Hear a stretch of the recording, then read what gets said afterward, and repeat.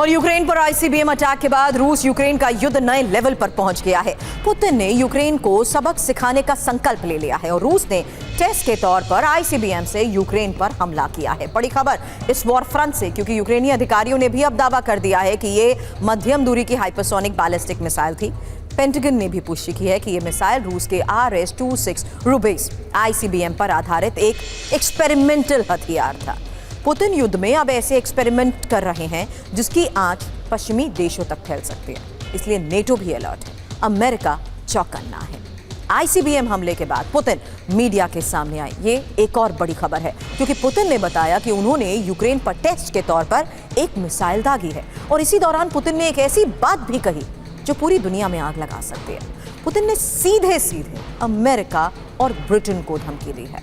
Putin ने चेतावनी दी कि अगर यूक्रेन अमेरिका ब्रिटेन के हथियारों का इस्तेमाल करेगा तो रूसी मिसाइलों की रेंज यूक्रेन से बाहर भी जा सकती है। अब पुतिन की अमेरिका और ब्रिटेन को सीधी धमकी को लेकर यह खबर जानिए, जहां सैन्य ठिकानों पर हमले की धमकी दी गई है और पुतिन ने अपने संबोधन में कहा है यूक्रेन को मिसाइल देने वाले देश दोषी। यूक्रेन में आईसीबीएम हमले के बाद पुतिन के कैसे हौसले बुलंद हो चुके हैं और पुतिन सीधे अब पश्चिम देशों को चुनौती दे रहे हैं। आपको बता दें, अमेरिका, ब्रिटेन ने यूक्रेन को बैलिस्टिक मिसाइल दी हैं और जेलेंस्की रूस के खिलाफ बैलिस्टिक मिसाइल का इस्तेमाल कर रहे हैं।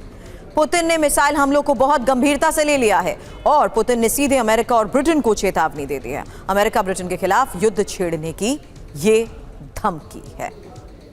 युद्ध के इस आसार को देखते हुए खबर को समझिए। रूस पर हमले के लिए 8 लाख सैनिकों की तैनाती होगी। अमेरिकी सैनिकों की भी तैनाती की जाएगी और ऑपरेशन जर्मनी में के तहत आपको बता दें हमले के लिए ये सैनिकों को तैनात करने का फैसला लिया जा रहा है। इस बीच रूस की परमाणु धमकी के बाद नेटो की सक्रियता जिस तरीके से बढ़ रही है, यूक्रेन पर पश्चिम के बढ़ते प्रभाव की वजह से ही बड़े युद्ध की आशंका है। और नेटो देशों की जहां तक हम बात करें तो जर्मनी, स्वीडन, नॉर्वे ने नागरिकों को युद्ध के लिए तैयार रहने को कह दिया है। इन्हीं सीक्रेट डॉक्यूमेंट्स के जरिए ये बड़े खुलासे हुए। इस बीच रूस के बदले परमाणु सिद्धांत के बाद यूएस कैसे अलर्ट है? अमेरिकी रक्षा विभाग ने खुफिया रिपोर्ट तैयार की है। अमेरिकी कांग्रेस को खुफिया रिपोर्ट भेजी गई है। सोर्सेस के हवाले से इसको लेकर फिलहाल क्या खबर सामने आ रही है, क्योंकि अमेरिकी कांग्रेस को खुफिया रिपोर्ट भेजी गई है और यह अमेरिकी रक्षा विभाग ने खुफिया रिपोर्ट तैयार की है।